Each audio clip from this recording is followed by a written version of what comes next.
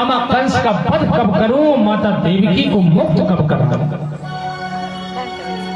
क्योंकि आप कभी देखे हैं यदि किसी दूल्हे की बारात जाती है तो सबसे पहले खाना पीना होता है, द्वार चार होता है, सब लोग खाना में मस्त हो जाते हैं, नाचने में मस्त हो जाते हैं, लेकिन दूल्हा की एक ही इच्छा रहती है कि जयमाला जल्दी पड़ जाए, बहू को कब देखे। इसी प्रकार से भगवान श्री कृष्ण की केवल एक ही इच्छा है कि मामा कंस को कब मार दे। सब तो नाचने गाने में लगे हैं, लेकिन मामा कंस कि यहाँ निशाना साध रखे हैं भगवान श्री कृष्ण। धीरे धीरे परमात्मा बड़े होते हैं।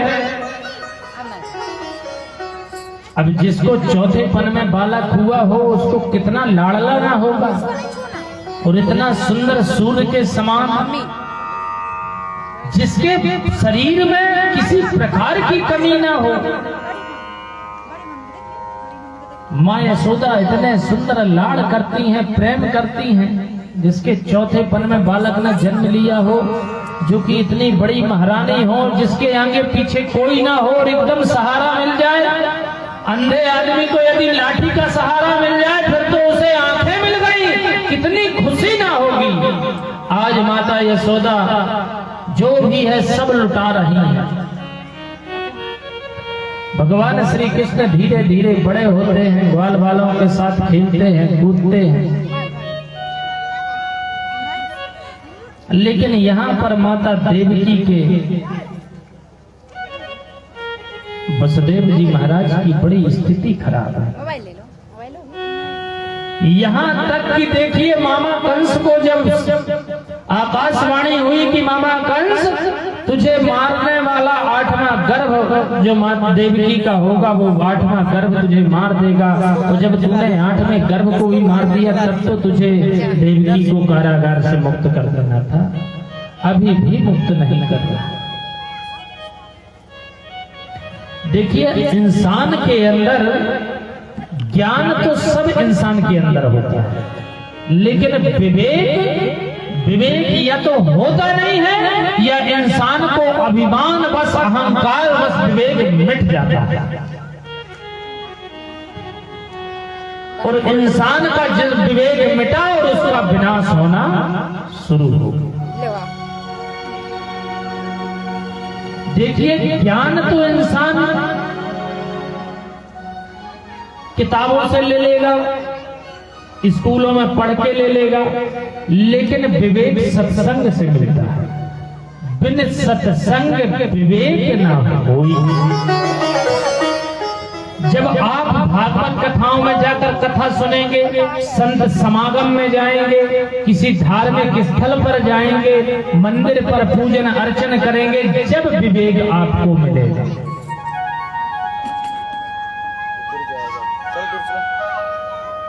अब अपन विवेक को थोड़ा सा अच्छे से समझ लें कि विवेक क्या होता है। देखिए ज्ञान, अपनी जो ज्ञान है वो प्रथम सीढ़ी हो गई।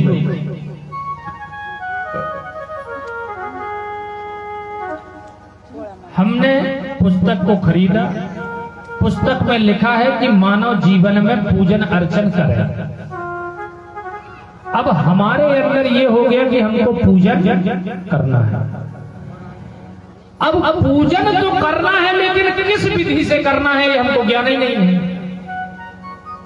ये ज्ञान तब मिलेगा तब हम पुजारियों के पास बैठेंगे, उनके सत्संग में बैठेंगे, मंदिरों में जाएंगे, संतों के सानिध्य में जाएंगे, भागवत कथाओं में जाकर सुनेंगे, तब हमें इस बात का ज्ञान होगा कि भगवान के मंदिर में जाओ तो पहले जल चढ़ाओ, इसके बाद वस्त्र पहराओ, फिर चंदन लगाओ, फिर आरती करो, फिर उन्हें प्रणाम करके अपने घर आ जाओ। मतलब जैसा हमारे जीवन में होता है कि पहले जाएंगे तो नहाएंगे, फिर पुराने कपड़ा चेंज किए, नए पहने, फिर तेल लगाए, कंघी किए, फिर अपने जहां जाना है वहां चल दिए। इसी प्रकार से परमात्मा का भी श्रृंगार होता है। तो ये मिलता है जब आदमी के अंदर विवेक हो। ज्ञान तो मिल गया कि पूजन करना है भगवान का। आज एक अपन विवेक को और अच्छे समझ लें, इसको ना समझे हो तो दूसरा समझे। एक बार क्या हुआ कि दो अंग्रेजी पढ़ने वाले जो अंग्रेजी में एकदम फटाफट बोलते थे,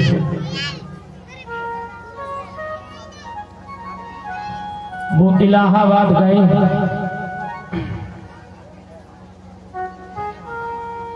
और इलाहाबाद जाने के बाद वो नाव में बैठ गए। अब जब नाव में बैठ गए तो नाव में छेद था, नीचे छेद समझते हो, खुला था, पानी घुस रहा था। जब नाव में छेद था वो नाव में दोनों अंग्रेज बैठ गए और उसी नाव में एक संत भी बैठे गए और नाव का जो केवट था, देखिए यदि 3600 समाज में यदि सबसे ज्यादा होशियार है तो वो केवल केवट बरौजाद है होशियार सबसे ज्यादा।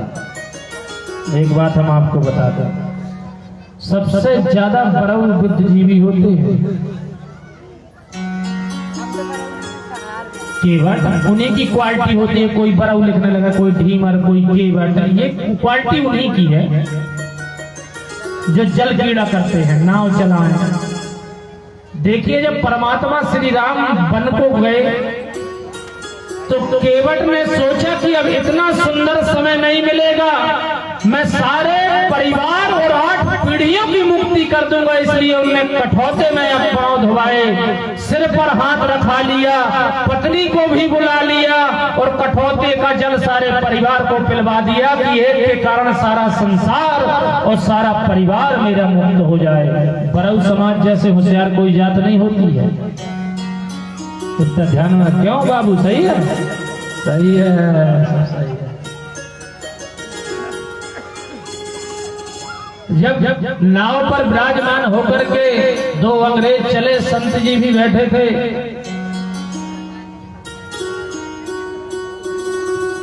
जब अधवीचे गंगा में नाव पहुंचने लगी तो पानी भरने लगा नाव में, तो अंग्रेजों ने कहा ओ माय गॉड, अब तो मर जाएंगे क्योंकि नाव डूब जाएगी।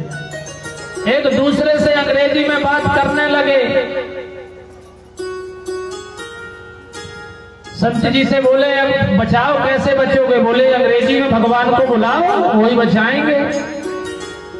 बोले भगवान कौन होते हैं? बोले भगवान नहीं होते हैं तो अभी 2-4 हाथ और आगे नाव जाना तो समझ में आ जाएगा।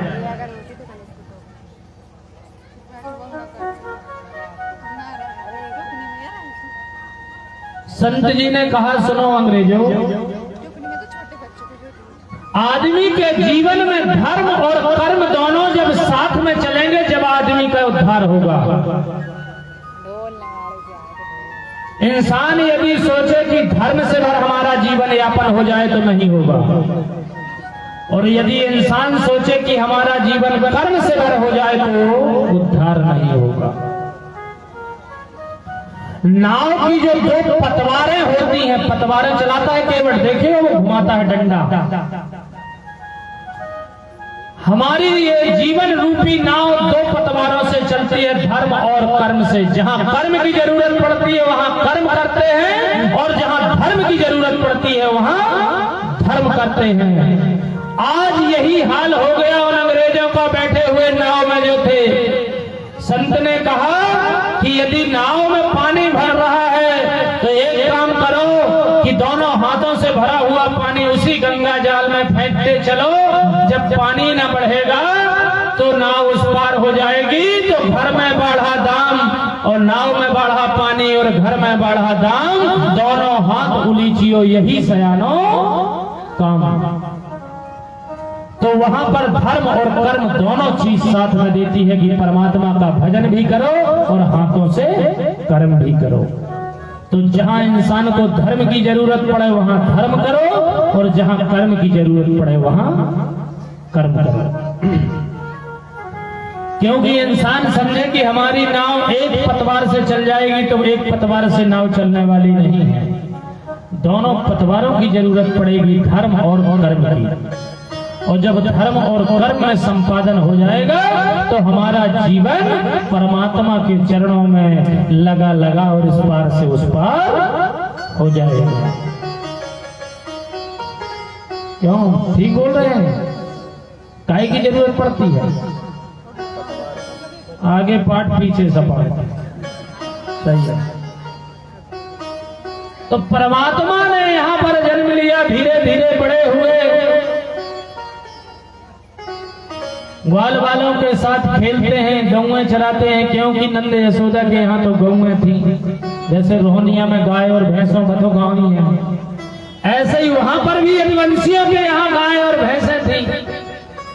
धीरे धीरे भगवान श्री कृष्ण बढ़े होते जा रहे हैं, दिन दिन बढ़े हो रहे हैं, ग्वाल बालों के साथ खेल रहे हैं।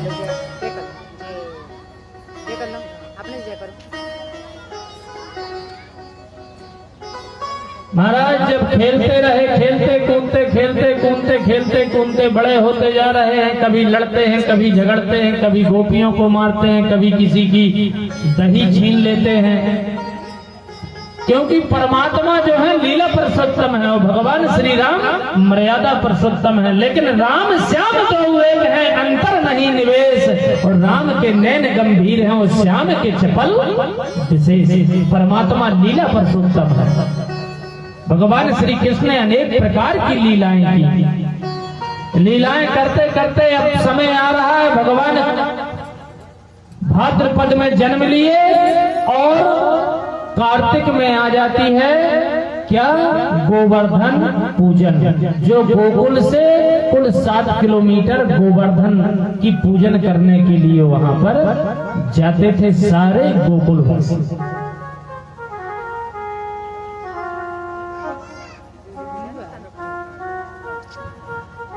आज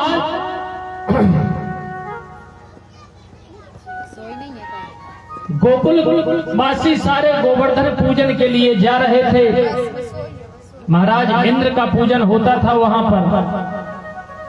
सब नहा धो करके घर को एकदम लीप पोत के चकाचक पवित्रता का विशेष ध्यान रखते थे। भगवान श्री कृष्ण छोटे तो हैं और छलिया है। भगवान छुनन छुनन पहुंच गए रसोई में। माता यशोदा ने कहा, लाला बाहर रहो, वहीं रहो, यहाँ मत आना। बोले क्यों माँ? बोले यहाँ पर आज जय जय सरकार को व्यंजन बन रहे हैं, महाराज इंद्र को व्यंजन बन रहे हैं, और यदि तू छू देगा तो वो नाराज हो जाएंगे, इसलिए तू बाहर रहो। बोले माँ ये इंद्र है कौन? बोले लाला ऐसा नहीं बोलते, वो नाराज हो जाते हैं। बोले आखिर माँ नाराज होंगे ना होंगे ये तो ठीक है, लेकिन है कौन? बोले ये इंद्र महाराज वही हैं जो जल वृष्टि कराते हैं। जल वृष्टि जब होती है तो हमारी गायों के लिए चारा होता है, हमारे लिए अनाज पैदा होता है और सारे संसार का भरण पोषण होता है। बोले अच्छा माँ वो इंद्र महाराज के बस में होता है सभी? बोले हाँ लाला। बोले नहीं, आज से कोई इंद्र की पूजा नहीं करेगा। अब यदि पूजन करना है तो चल करके गोवर्धन महाराज की पूजन करो। नंद बाबा ने सारे ग्राम वासियों को, सारे गोकुल वासियों को बुलाया। बोले मेरा लाला ऐसा कह रहा है क्योंकि राजा वही होता है जो सारे राज्य के लोगों की अनुमति से कोई भी कार्य का निर्णय ले। राजा उसी को कहते हैं। ये नहीं कि राजा अपनी भलाई के लिए राज्य को मैं आग लगवा दे। राजा वो है कि मेरे साथ मेरी प्रजा का भी भला होना चाहिए। आज सारे गोकुल वासियों को बुलाया।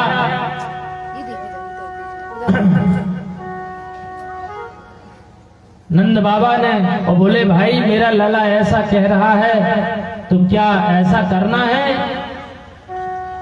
तो प्रजा तो राजा के हाथों में सौंप देती है, क्योंकि राजा की पछाड़ी और घोड़ा की अंगारी हरदम इंसान को रहना चाहिए, तो कभी धोखा नहीं खाएगा। राजा साहब जो बोले जी सरकार।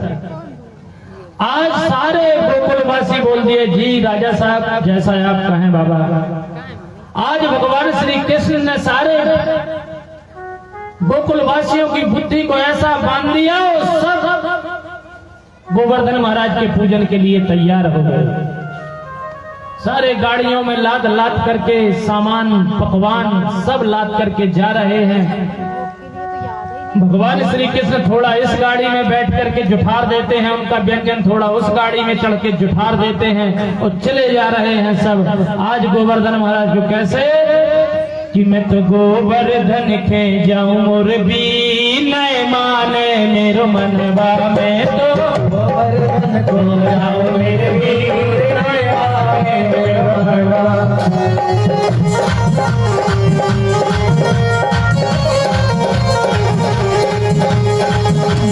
मैं तो गोवर्धन को जाऊं मेरे माने मेरो मनवा, मैं तो गोवर्धन को जाऊं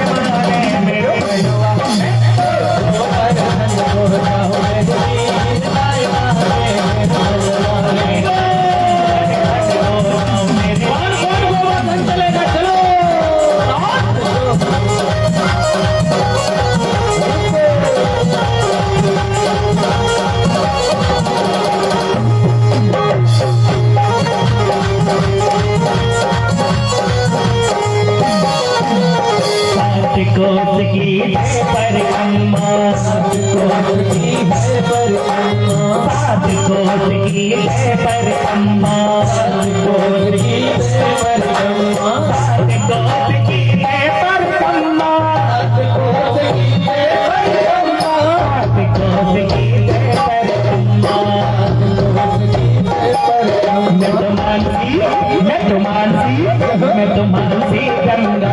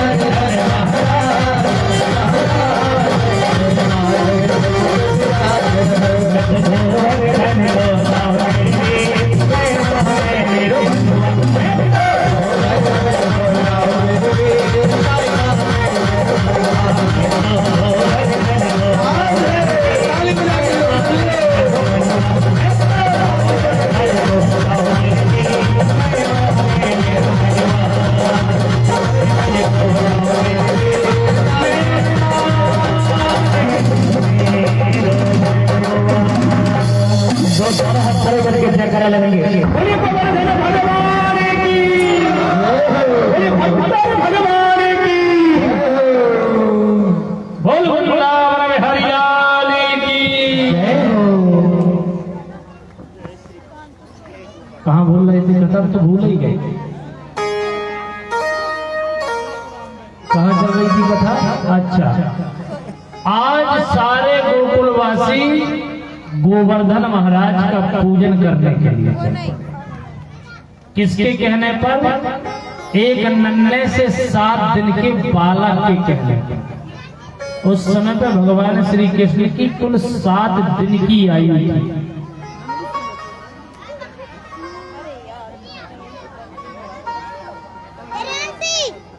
जब भगवान श्री कृष्ण ने सारे ब्रजवासियों को कहा कि अपन भगवान गोवर्धन का पूजन करेंगे, गिरिराज महाराज का पूजन करेंगे, आज भगवान श्री कृष्ण के कहने पर सारे ब्रजवासी गोकुलवासी गिरिराज महाराज का पूजन करने के लिए चले। जब गिरिराज महाराज का पूजन करने के लिए गए, वहां पर उनने पूजन किया। पूजन करने के बाद वहां महाराज इंद्र के पार्षद ने देखा कि ये क्या हो रहा है। आज का तो समय था इंद्र महाराज की पूजन होने का।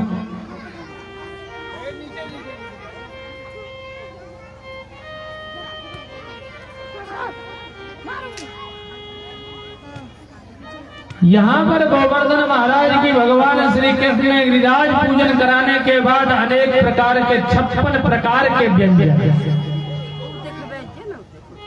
कभी 56 प्रकार के व्यंजन आप लोग खाए हैं? बोल तो दिया करो कि हाँ खाए हैं, काहे लजवाए दे रहे हैं? तो हाँ खाए हैं। अब हम ये थोड़ी पूछेंगे कौन कौन नाम, क्योंकि हम स्वयं नहीं जानते हैं। तो बोलने में क्या है, हाँ खाए। लेकिन 56 प्रकार के व्यंजन में एक बात आप विशेष रूप से समझ लेना कि एक ऐसा व्यंजन है जो यदि वो न रहे तो 55 प्रकार के व्यंजन एकदम बेकार है। वो कौन सा व्यंजन है जानते हो? कि लवण बिना बाहु व्यंजन जैसे भजन बिना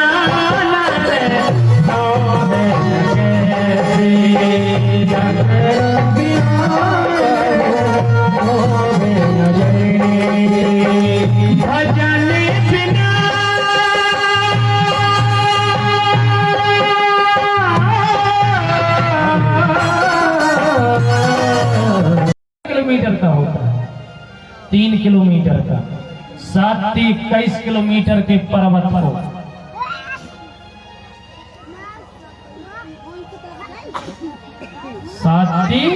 21 किलोमीटर के पर्वत को भगवान ने उठा लिया अपनी छिंगली अंगुली पर और खड़े हो गए। सारे ब्रजवासी बैलगाड़ियों को, बैलों को लेकर के उसी के अंदर घुस आए। बोले सब अंदर आ जाओ। लेकिन यदुवंशी ब्रजवासियों को शक था कि कहीं यदि परमात्मा ने उंगली दर्द करते हुए यदि छोड़ दिया तो सारे सियावर रामचंद्र की जय हो जाएगी। यदुवंशियों ने, सब ब्रजवासियों ने अपनी अपनी लाठी, क्योंकि देखे हो कि यादों के हाथ में लाठी तो रही आती है। भैंसियां चराने गए, डंडा तो हाथ में, चाहे खाना खाए के बैठे तो डंडा बाजू में, चाहे रिश्तेदारी में जाए तो डंडाबाजी में, क्योंकि उनको शक ही नहीं आती है कि मैं भैंसियों में जा रहा हूँ। क्यों ऐसा ही है पूरा जाओ? हाँ ऐसा ही है। तो आज सब लाठी लिए हुए थे, सारे पर्वत के नीचे अपनी अपनी लाठी खड़ी कर लिए कि कन्हैया कहीं यदि उंगली ढीली कर देगा तो हमारी लाठी में गिरिराज महाराज संभल जाएंगे। सारे ब्रजवासियों ने कहा कन्हैया अब तुम चिंता मत करना, अब हम लोगों ने भी अपने डंडे खड़े कर लिए हैं, अब तो एकदम अच्छे से खड़े रहेंगे। भगवान श्री कृष्ण ने कहा कि पक्का डंडा का सहारा ले लिया है आप लोगों ने? बोले हाँ हाँ कन्हैया, अब तो बिल्कुल चिंता ना कर, हम लोग तो हैं। भगवान श्री कृष्ण ने हल्की सी उंगली ढीली कर दी, सभी के डंडे पड़ापड़ टूटने लगे। सब बोले अरे कन्हैया देख देख, बचा बचा बचा। कन्हैया ने कहा अरे नख पे गिर बरली धारे, कन्हैया मेरो भारो, नख पे गिर बरली धारे, कन्हैया मेरो भारो, नख पे गिर बरली धारे, कन्हैया मेरो भारो, नख पे गिर बरली धारे, कन्हैया मेरो भारो, कन्हैया मेरो भारो, कन्हैया मेरो भारो।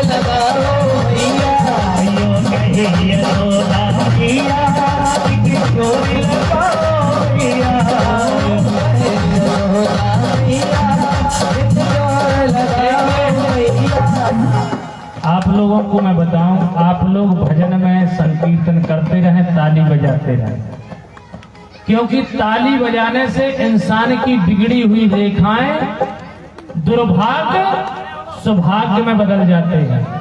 लेकिन आप लोग ताली बजाएंगे नहीं, क्योंकि लोभ में ऐसा फंस चुके हैं। और लोभ में मालूम है कैसी गति होती है इंसान की, दिखावे में, लोभ में। एक बार क्या हुआ कि एक गधा और गधैया बाजार में जा रहे थे, जैसे तुम्हारे यहाँ पर होंगे बानिया। पहले के बानिया गधैया और गधा में सामान लेके जाया करते थे दूसरे गांव बाजार करने। तो एक सेठ ने आगे नमक लोड कर रखा था और पीछे एक सेठ ने रुई लोड कर रखी थी अपनी गधैया में।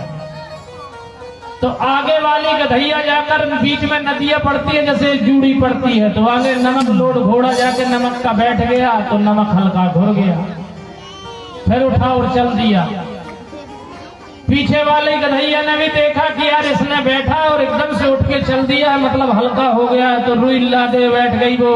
अब जब रुई गीली हो गई, भूल गई, उठते नहीं बन रहा है, गधैया कांप कांप के उठ रही, उठते ही नहीं बन रहा है, क्योंकि लोभ में ऐसा फंस गई थी। तो ऐसा ही स्थिति ना हो जाए, जीवन में उठ नहीं पाओगे। उठाओ दो हाथ, बोलो।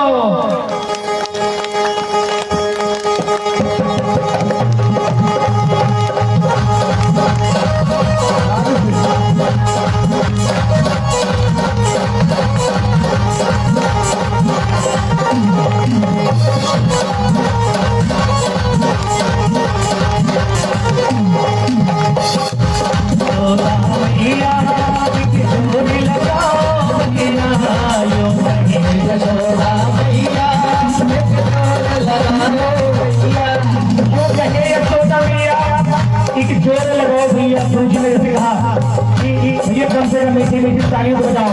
वहां तो बॉल वालों ने डंडे लगा लिए, हमसे हाथ लगा के जोर, दोनों हाथ खड़े करके जयकारा लगा सकते हैं, ताली बजा सकते हैं, भजन करें। एक बार बड़े भाव से दोनों हाथ उठा के जयकारा। बोले प्रहलाद भगवान की। और मैया क्या कहती है, गिरिवर में